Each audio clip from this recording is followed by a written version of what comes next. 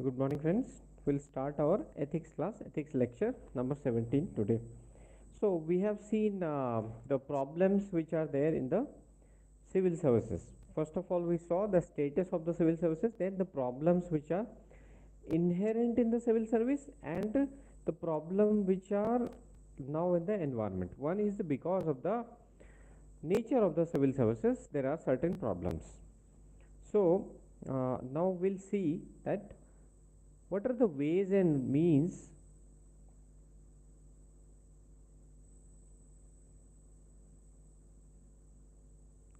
what are the ways and means to ensure that there is an ethical conduct in the civil servants and there is a value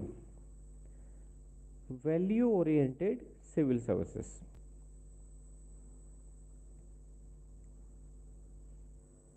Value oriented civil services and value oriented civil servants. Now, as we have seen, values are the source of all the ethical moral conduct of civil servants. Values ensure that we have ethical conduct. We have also understood that despite the fact that there are so many laws, rules, regulations available, there is a lack of ethicality, there is a prevalent corruption, and there is also misconduct in the public services in form of not only corruption but nepotism. There is inefficiency in the services. There are inefficiencies or clash of interest brought by political meddling, the political influence, political interference in the civil services. We saw that how we can ensure that there is ethicality in the civil services. But there are certain specific ways and means which ensures that there is value system, there is value intact in the civil services. What are those ways and means that we'll cover today in our class? And as I have told you already that we'll have from 17th to 28th we won't have any classes, but in this period only you will get the notes for your psychology, essay and ethics all. You will get the written form of notes. Most of these notes will be in the PDF format, which will be having the infographics so that it becomes easier for you to understand it and revise it, memorize it again and again. There is no point going to different books. The perspectives have been dealt here. You just need to think about the application part, which I have already told you. And I will also give you a list of thinkers, list of moral philosophers, administrative eminent people who have given some lessons which can be used both in the ethics paper and the essay paper. Just use their quote wherever suitable, just use their lessons wherever suitable. Then I have already told you that most of the time you will get marks in your ethics integrity aptitude paper as well as essay paper if you quote the example from your own real life. That is very important. Now we'll come to our ways and means. Ways and means to ensure value oriented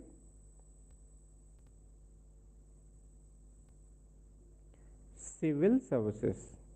Now, different countries have different ways and means.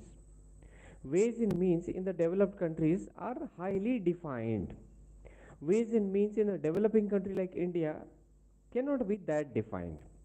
And since the developed countries follow rules and regulations in a more strict manner as compared to what is there in India, we have to ensure that apart from the ways and means, the very behavior, as I told you earlier, there is something called structure,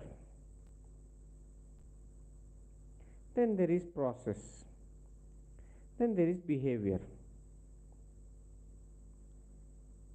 Structure may be highly defined, process may also be defined, but it is the behavior which is important. behavioral dimension has to be ethical. If the civil servants don't start behaving in an ethical moral manner, the whole the whole idea about this structure and process will not have any meaning at all. But still, there are certain principles intact. What are they? We'll see.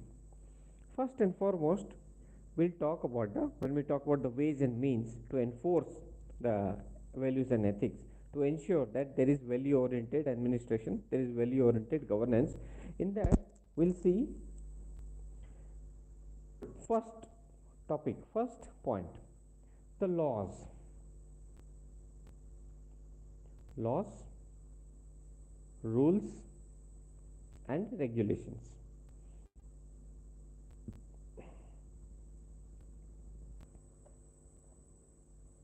Laws, rules, regulations.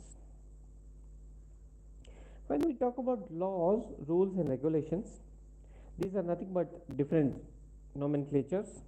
For the law itself, there is a law, and according to that, the rules are framed, and there are regulatory guidelines which are given. Like there is a law that you have to drive on the left side of your road when you are in the countries like India. Then, when you go abroad, you in most of the European countries, it is right-handed driven cars. So you have to drive on the right side of the road, and the steering is on the right side. You have to drive on the right side. So there is a different orientation altogether there. Now, this is the basic law, but there are certain rules. Like in traffic, you have different lights. According to the light, red light is there, you have to stop. These are rules. And regulations, not to spit on the road, that is a regulation. But these are all come under the framework of law itself. So under the laws, rules, and regulations, to enforce values and ethics in civil servants, what all will be there? First and foremost, the primary source is Constitution. Constitution is the foremost document, because see, you can understand the relevance of the Constitution when we got independence. Before that itself, much before we got independence, the framing of Constitution had started. Britishers told us that we cannot frame our Constitution. We have incapacity. We don't have the capability to frame our Constitution. We proved them wrong. We proved them wrong. And we had our drafting committee.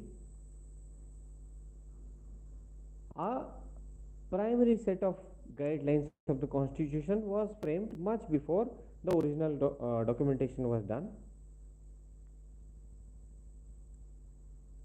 We did show that we have the capacity to frame the Constitution. Constitution is the soul of the country. And within the Constitution, the soul of the Constitution is the preamble. That is why what I suggest you is, don't memorize verbatim, just remember the important aspects: sovereignty, socialism, democracy, brotherhood. These are the principles enshrined in the preamble that you must know, and you must not only know, you must not only remember, but you should imbibe this within you. Once you imbibe this within you, then you become an ethical civil servant yourself. The ethical competence which you are supposed to have to enter the services and to prosper in the services, to ensure that there is public interest is served, it is important that you imbibe these values. And the preamble, nowadays, see the kind of environment we have now, neither the media nor the political parties, they talk about the Constitution and the preamble. But preamble is the most important, the foremost document of the Constitution, and every civil servant has to abide by this Constitution initially, as we have also seen in the ARC2 report. ARC2 report regarding the reforms in governance.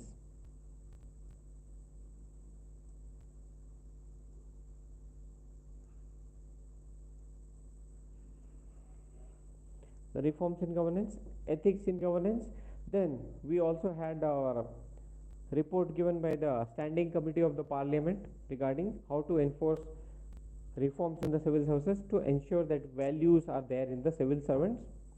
In those, what was the main theme? The main theme was that the civil servants must work for public interest. They must abide by the constitutional values.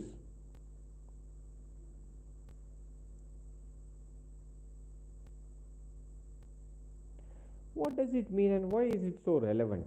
Because see, whenever you have any clash of interest, that is ethical dilemma, whenever you face ethical dilemma, and in the kind of civil services we have, especially in a developing country, we always face a situation of ethical dilemma. For every decision, you have to take 2 steps forward and 4 steps backward. This will be your situation, and everywhere there will be involvement of ethical dilemma. Because of that, we have ethics in our syllabus. Ethics, integrity, aptitude paper is there in the syllabus just to ensure this. So, constitutional values. Now, constitutional values like sovereignty,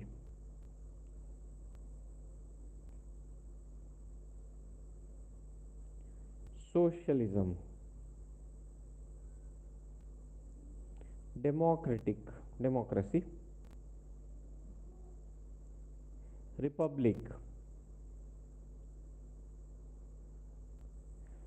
These all are our guiding principles. Like sovereignty, we are sovereign nation. Apart from our own government and the citizens of the country, our own rules and regulations, nobody else has the capacity to decide our internal and external affairs. That will be decided by our government. That is the meaning of the sovereignty. We have full control over our geographical expanse. Nobody can trespass that. Nobody can even trespass our value system and the governance. Then there is socialism. Socialism is in our spirit. As we see that there is mixed economy, we see that our economy is not followed by the capitalistic interest. We are not going to support only the capitalism and business. We are going to support what? That the business entrepreneurship also remains, but we have to ensure that there is a corporate social responsibility, CSR, which we will see later on. Corporate social responsibility. Every big corporate house will have to contribute for the development of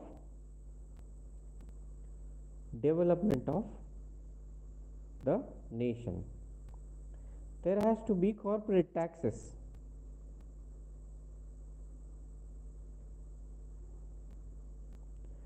Of the level of 30%.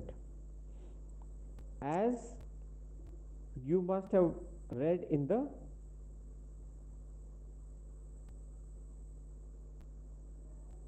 economy, there is progressive taxation.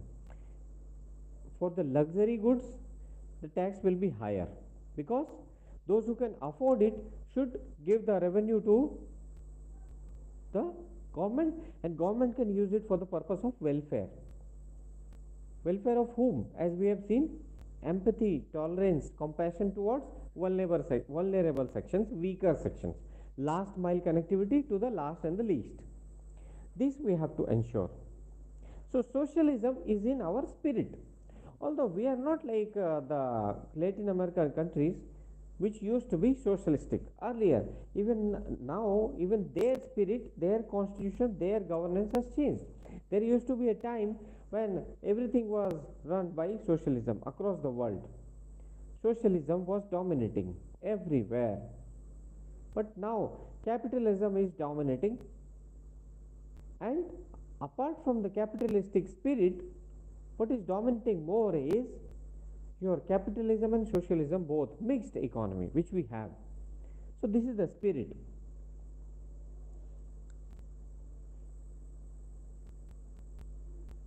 Democratic, yes, we have to be democratic. What is the meaning of democracy?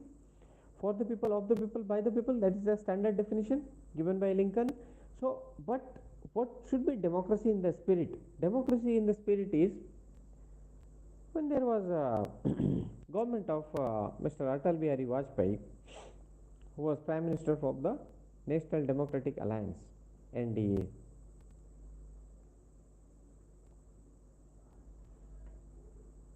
In the Parliament gallery, from where the MPs reach to the main hall of Parliament, there used to be a picture of Nehru. So once the NDA government came to power, some people removed the picture of Nehru. When Vajpayee ji was passing through this gallery, he saw that Nehru's picture is missing. He told his staff that why this picture is missing, immediately put it there.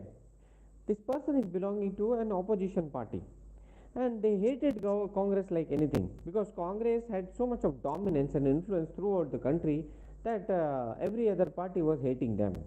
So despite the fact that they were in the opposition, they ensured this.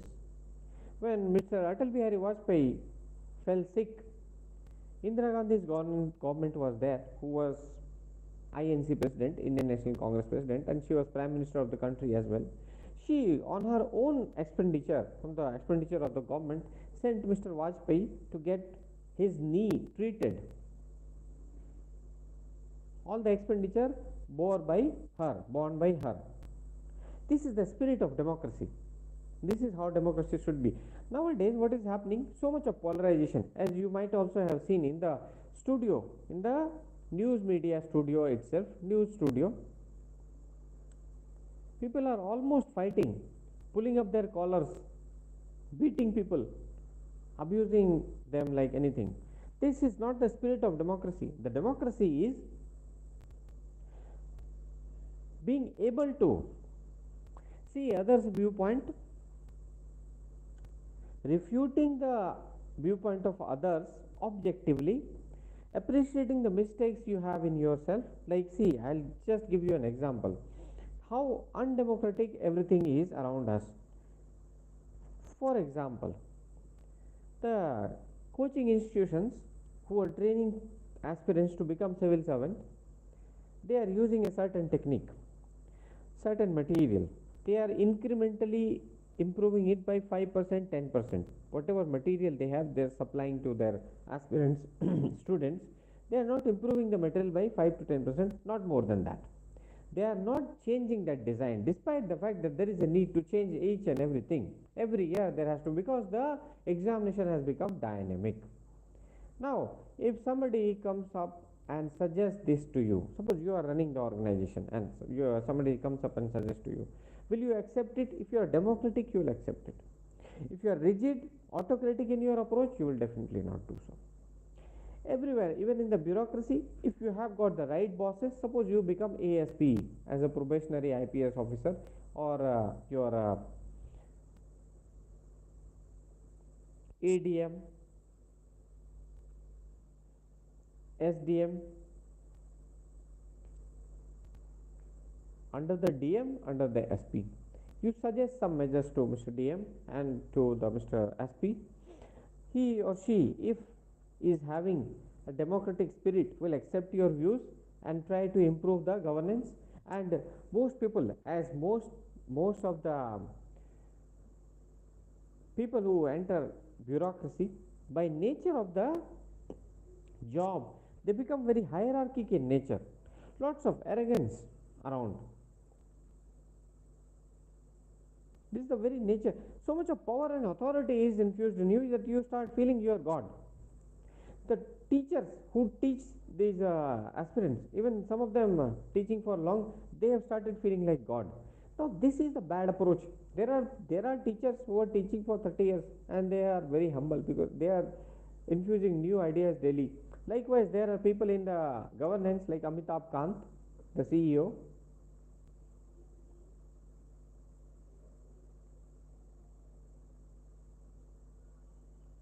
CEO of Niti Aayog.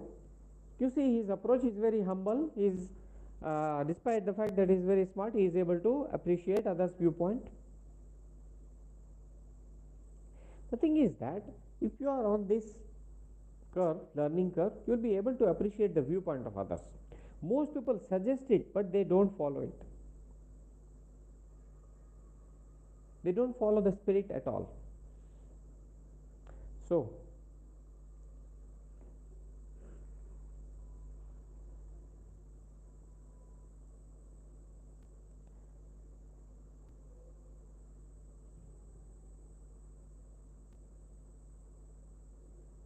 this is democracy. Republic, where, of course, what is the meaning of republic? Nominal head. The president and the governor, they are just nominal head. They are not elected by the people, and that's why their duty is to ensure checks and balances over the. So, this is the spirit. Other things are also there in the preamble and other parts of the constitution. Like, see, suppose there is in the DPSP, which is based largely on the Gandhian principle.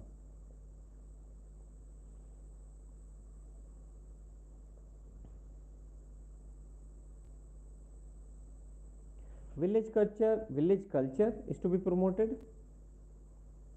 to ensure that we have what is now Prime Minister calling Atmanirbharta. We have to ensure that there is no cow slaughtering, or we save our religious symbols also. These are the principles of DPSP. Like, then fundamental duties, FD. Everybody should have scientific temperament.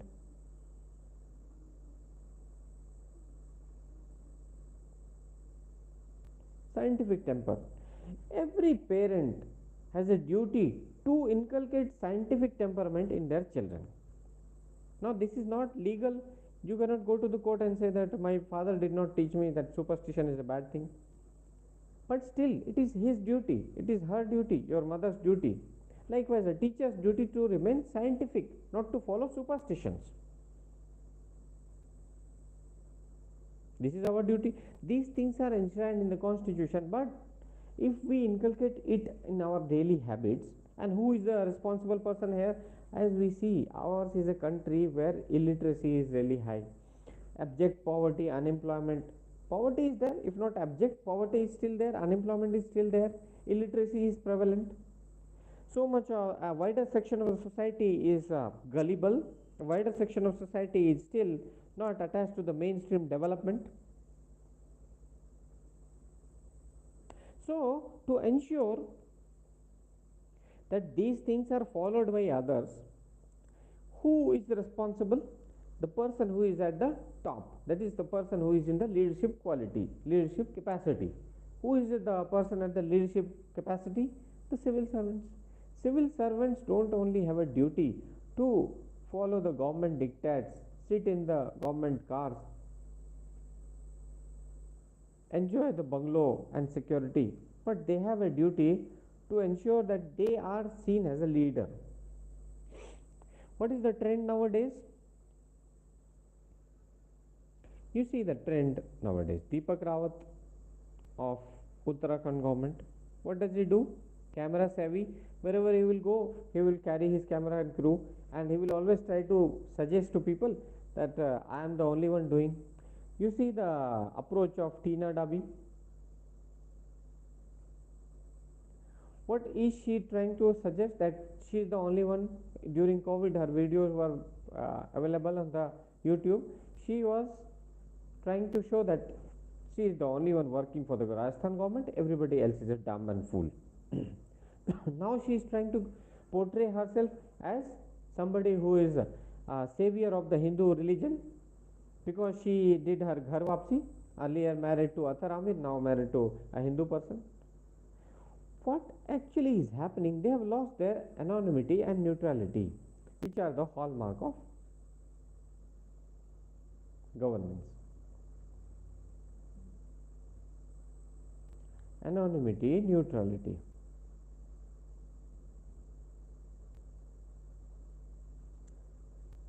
You should be neutral in your approach. What are you doing? You are promoting a religion, being pro-Hindu religion just because the current regime is also pro-Hindu religion. at the center to appease them. Sycophancy. Anonymity, of course, lost. You are not anonymous. You are, for everything you are doing, there is a video. Civil servants' private life should be kept away from their professional life. I know many of the civil servants. Tavishi Bahel, if you see her approach, Tavishi is not seen on any of the social media. Her personal life is separate, and she is working really fine in the government of Bihar in capacity of the foreign services officer.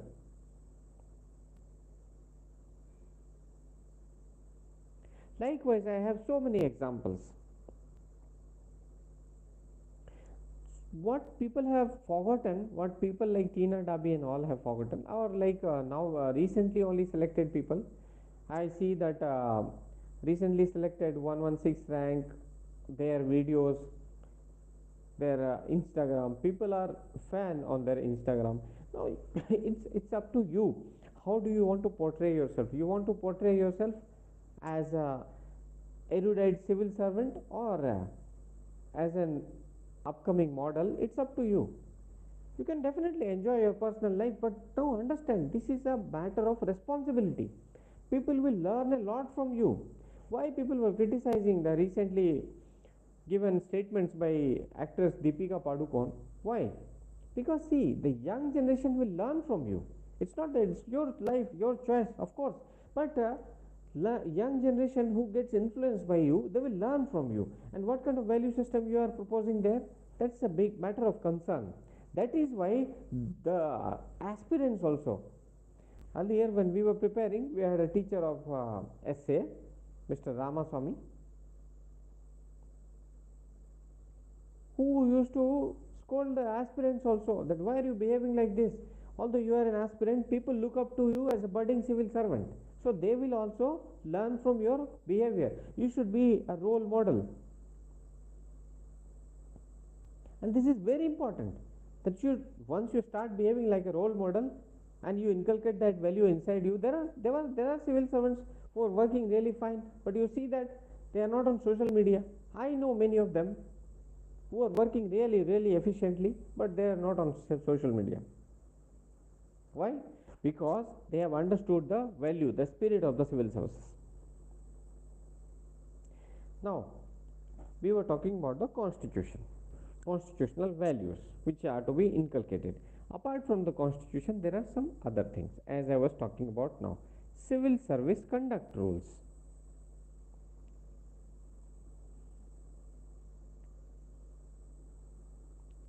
These civil service conduct rules also give you many of the suggestions and many of the binding enforcement on you, that how should you behave, what should be your conduct.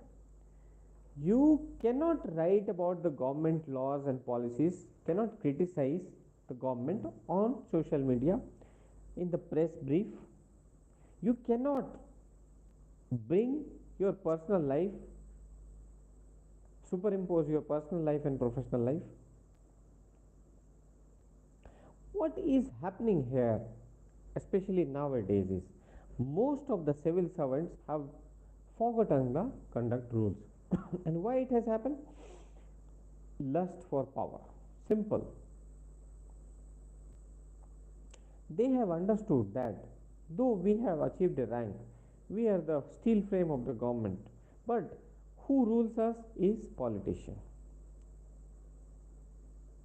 Politicians have a strong control over us. Politicians are always trying to assert their authority on us. Then they have also understood that whatever we do, rules and regulations we may follow, but judiciary will also pull us up. Every day in the High Court of Patna, Bihar, SP, DM, Chief Secretary, they are always running to the court because they are pulled up by the court. Why didn't you follow this rule? Why didn't you follow that rule? Because of this, the civil servants have now aspiration to become politicians. As we can see, If not today, you yourself in your lifetime will see that Tina Navi has entered politics. Some others also. The lust for power. And they know how to abuse power. They have been doing this. Once they passed the exam, they took huge amount of money from the coaching institutions to say that we studied here. Huge amount of money.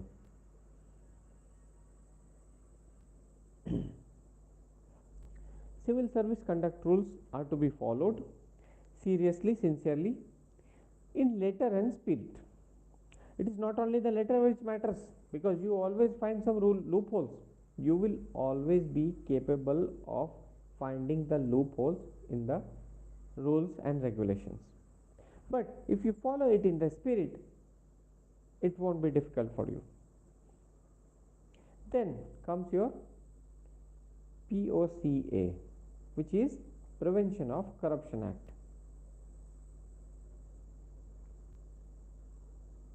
As you have seen that corruption is quite prevalent.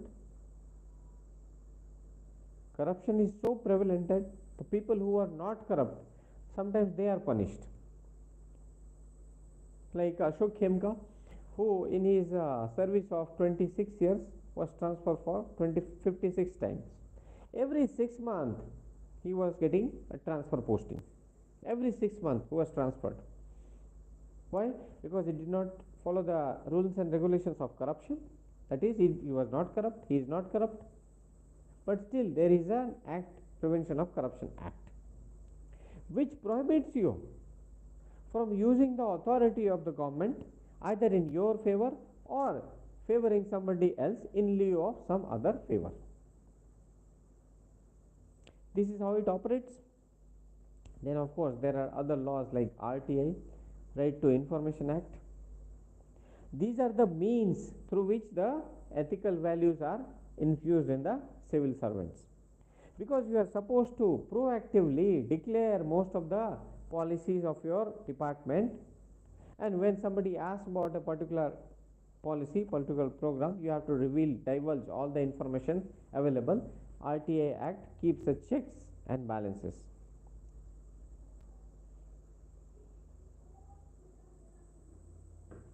Checks and balances over the government servant. Now it is bringing one, transparency, two, accountability. Civil servants are become responsible. It is bringing simplicity in the governance, and because of these there is morality infused. So what does it lead to? RTI leads to what? Smart governance. Simple, moral, accountable, responsive and transparent governance. And this is the part of what? GG. What is GG? GG is not the wife of Jija, but GG here is good governance. Good governance approach. This is good governance. So right to information is a tool to ensure good governance. It can be a question as well. And whenever we are discussing these things, you should be capable of thinking about certain questions which might be framed. Whenever you read a subject on your own also, see, many of the things we are providing, but apart from that you should also have that thinking brain, and the thinking brain should do what? Read lesser material, think about it. Don't read too much of material. As I keep on telling, Bhusgol Vidyarthi, Basta Bhari approach, that approach is not good. That approach is followed by some people who are destroying the lives of the aspirants. Civil servant has to be smart. Some of the matter has to be studied, of course, that is important. A benchmark is there that you have to read Rajiv Ahir's book, Lakshmikant's book. These things are definitely there. But if you are reading 4 books for polity, or somebody who is making this polity itself very complex, then it is a disservice towards you people, and you should also not follow that, because later on when you enter the governance, in that your street smartness will ensure your progress. So these are the tools. Many laws, rules and regulations are there. These are few of them. You don't need to remember everything. but you should understand the spirit behind it. The first was your laws and regulations, the second point under which so many things came. The second point is moral code of conduct. One was your civil service conduct rules, which are giving you laws, rules, regulations, specifying each and everything, but there is moral code of conduct as well. This is just to give you certain suggestions.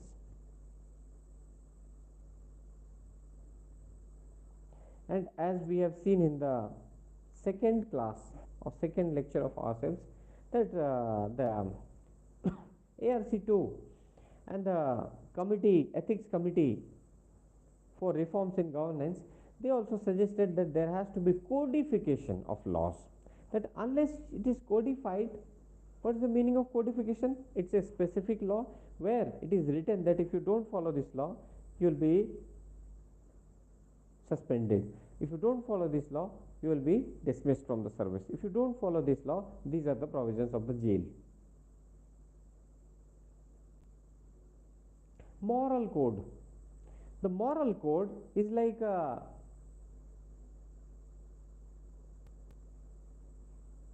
code of conduct of election. Now the election code of conduct is not justiciable. There is also model code. This is moral code, that is model code. Model code of conduct for elections. What should be code of conduct of the politicians who are fighting for becoming an MP or MLA? This is decided by ECI, that is Election Commission of India. But then again, it is non-justiciable. It cannot be questioned in the court of law. That is why even if somebody breaks it, the ECI does not have that capacity to catch them or to fight against it tooth and nail. What can they do is that they just take soft actions, an action of reprimand, like scolding somebody, don't do this, giving them notices and all.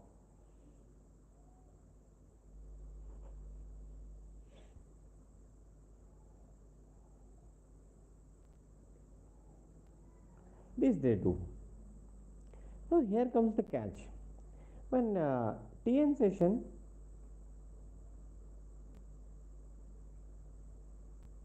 became Election Commissioner of India, ECI, there also the rules were same, but he was able to change the whole landscape of elections. Why? This is what I was talking about, the behavioral dimension. He ensured that the same laws, rules and regulations were followed strictly. He used all the tools, paraphernalia which were available with him strictly, without any bias or favor. When he was Election Commissioner of India, the opposition party leader Mr. Lalu Prasad Yadav called him and he said that in my constituency where voting is taking place, I fear that there might be some problem. Can you please ensure that there is higher security? TN Session has already distributed the list of paramilitary forces who will go to different booths, but even on the emergency call, SOS as we say, he reacted very quickly, called district magistrate, and district magistrate did all the arrangements to have a higher security in his constituency, despite the fact that he was belonging to a opposition party. He did that because Election Commission cannot be biased. But the situation which is prevalent since last 5-10 years, you will see that even the Election Commission is behaving in a very biased manner. Because of that, some of the election commissioners, they left the job. They resigned from the IAS services. Because the whole administrative setup seems to be, I am again using the word, seems to be working in favor of the incumbent government, existing government. This is what should not be done by the administrative setup. You should have a spine. What has happened nowadays? Everyone, the common citizens, the administrative setup, everyone has lost their spine. Nobody is following any ethical, moral conduct.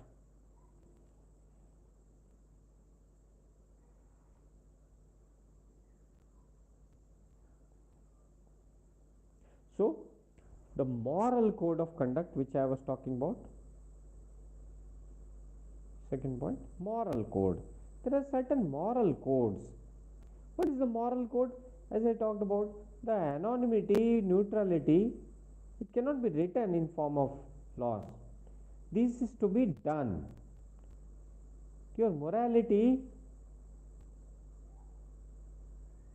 will itself force you to do so.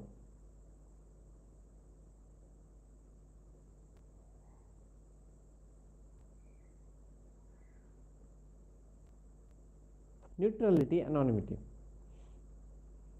Moral code is an altogether different story. I'll give you the example.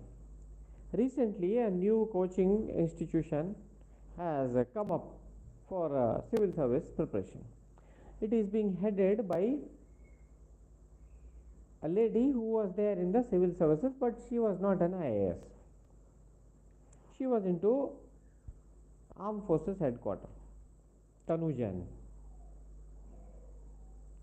You must have seen her short videos, reels and all on your Instagram and YouTube. Now she was in Armed Forces Headquarters. Now these services you get at a very low rank or when the supplementary list comes in the next year. In her last attempt she cleared the exam and it's a commendable feat of course, but to project yourself as an IAS, which is being done by the media platforms, that is wrong, unethical. She must have come up with a clarification that no, I was in this service and I left the service because of this reason. You should be so transparent and accountable, especially if you are in the public services.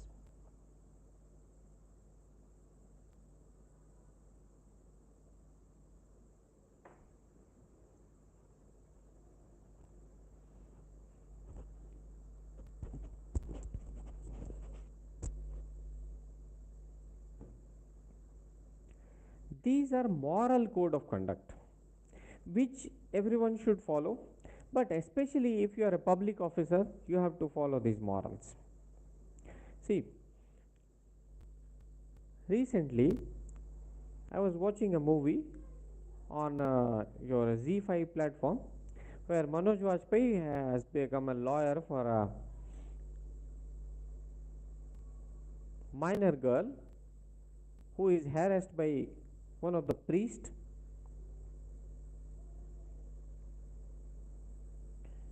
A Baba who actually was very famous.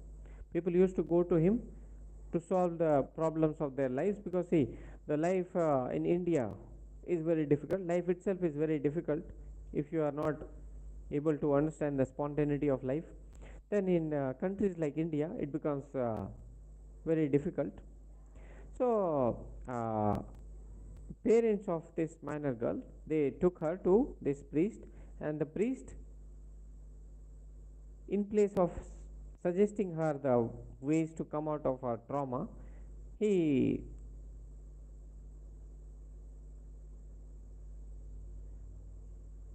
subjected her to violence.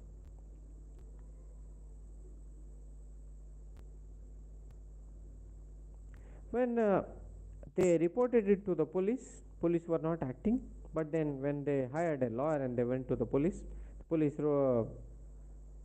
registered the complaint. In that courtroom drama itself, as he says that, see, when Ravan, he abducted Sita ji, according to our mythological stories, it was not that big a sin for which he could never be forgiven. because he was a very erudite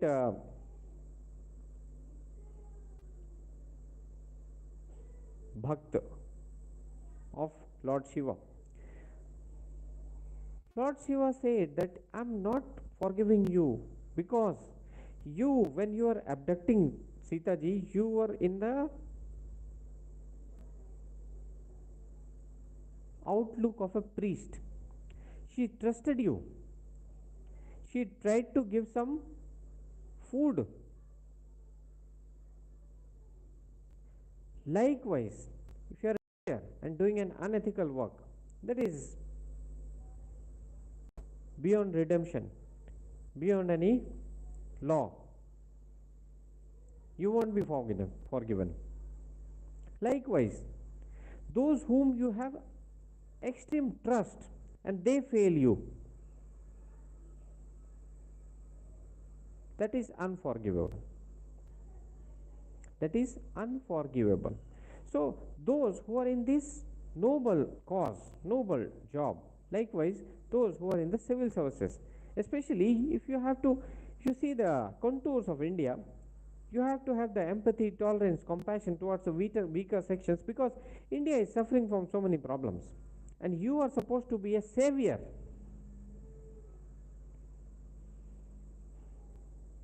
So, in this condition, what will happen? It will be unforgivable. It is not forgivable, unforgivable. Likewise, there was a civil servant only recently who said that I will take care of my friend's minor child because she lost her father, only mother could not take care of her. He said that the girl child can stay with us. The civil servant, along with his wife, they harassed her sexually on a regular basis. Now, these acts done by the civil servants is unforgivable. Unforgivable by the law. Here, the law we have here, which we can see, the court and the police and judiciary, and the law, the supreme law of the land. And the supreme law is invisible law. Come what you do, whatever you believe in, it comes back to you.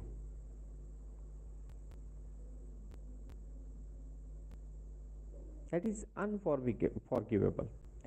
When we talk about the moral code, always remember that the moral code again can be your the 7 principles which we have talked about.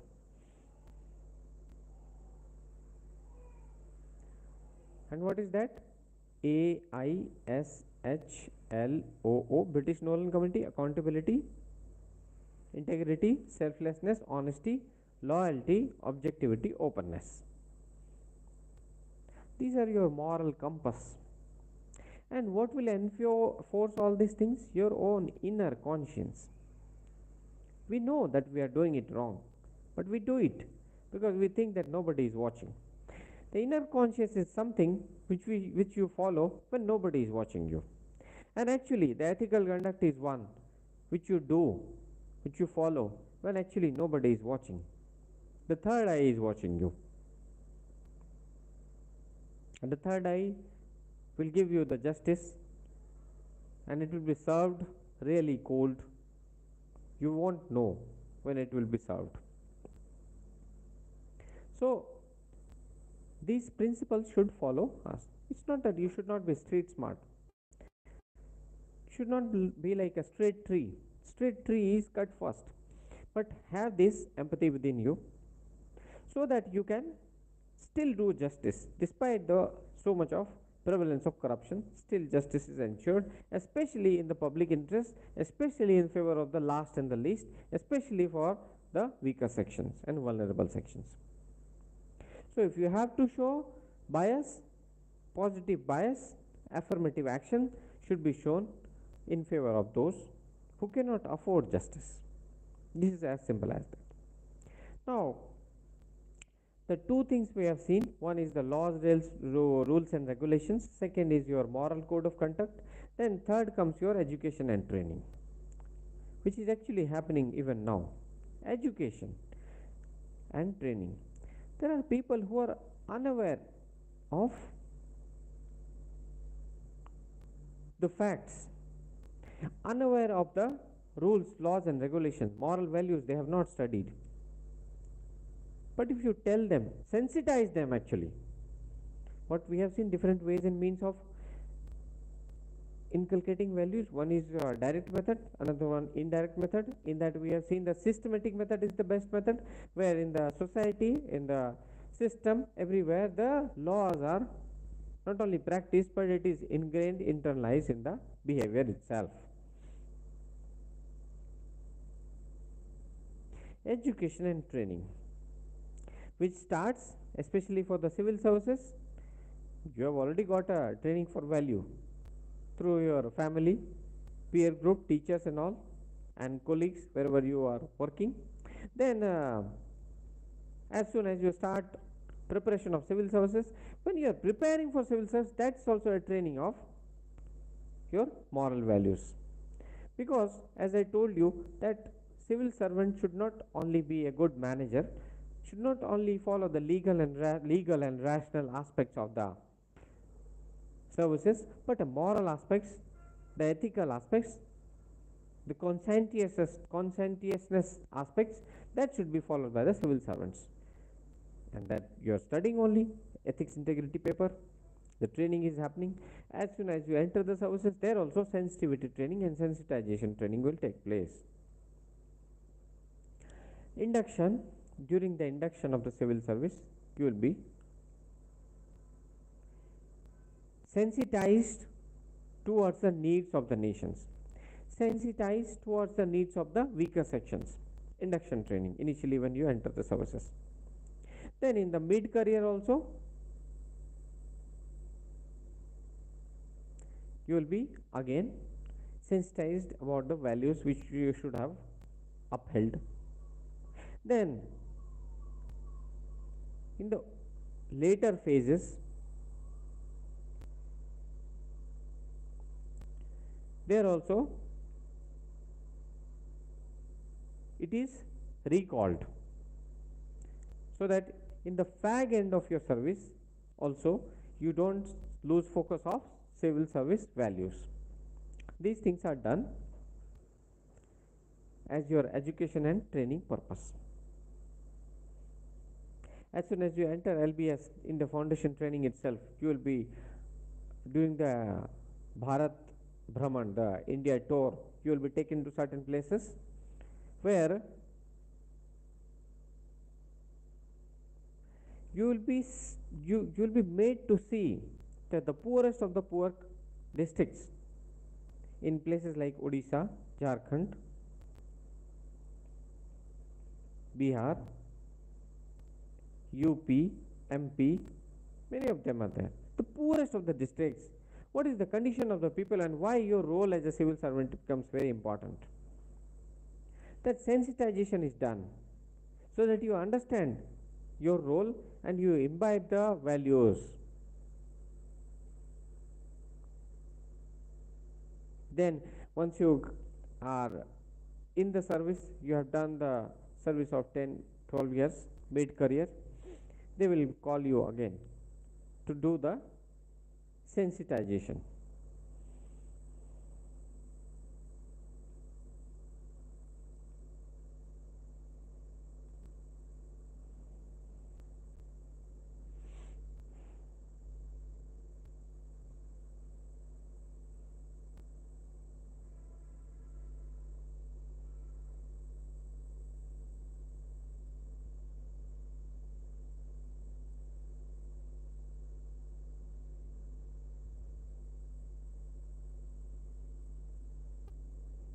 Sensitization is followed even in that phase.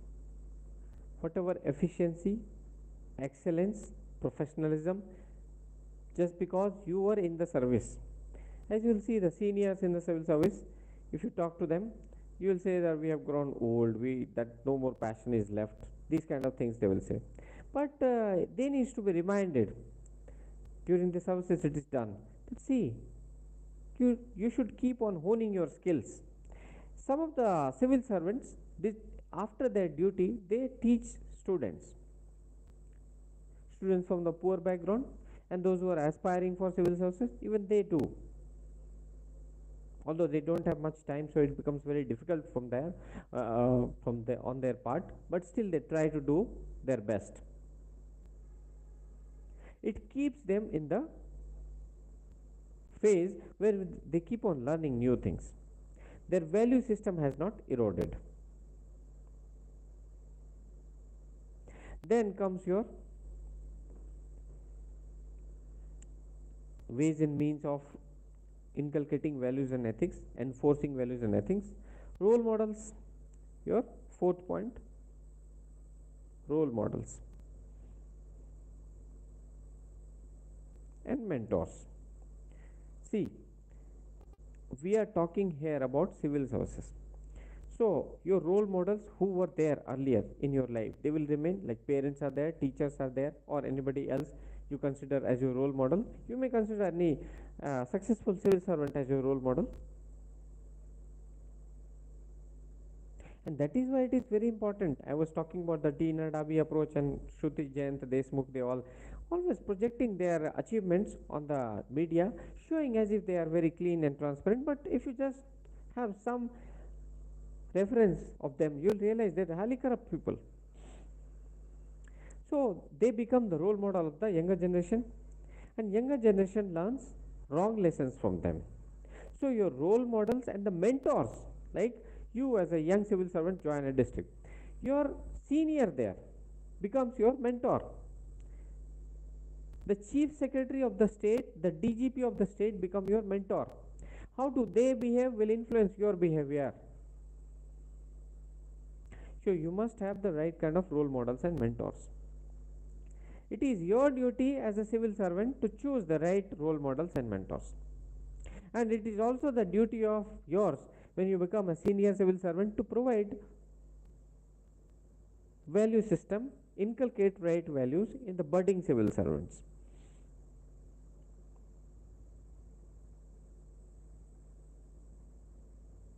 You can also choose eminent political leaders as your role models. Eminent leaders. As I see many of the civil servants, they praise the Prime Minister Modi a lot of his efficiency, his knowledge, and his habits. He is a very disciplined person, so that is followed by them. You can choose these leaders, as during the time of APJ Abdul Kalam when he was president, his secretary, who was an IAS officer, used to follow his value system, used to follow his diktats as far as living a meaningful life is concerned. You can choose your role models from them as well.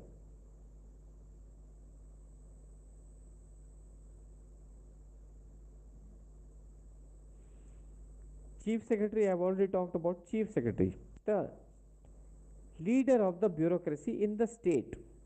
Then there is Cabinet Secretary, leader of the bureaucracy in the nation. Cabinet Secretary.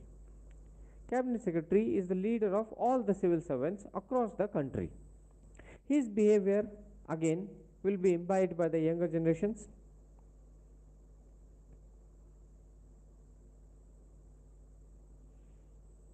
This is how the inculcation of values take place. These are the ways and means to enforce values and ethics. Other parts of our coverage of ethics, integrity, aptitude paper, especially from this chapter, where we are supposed to do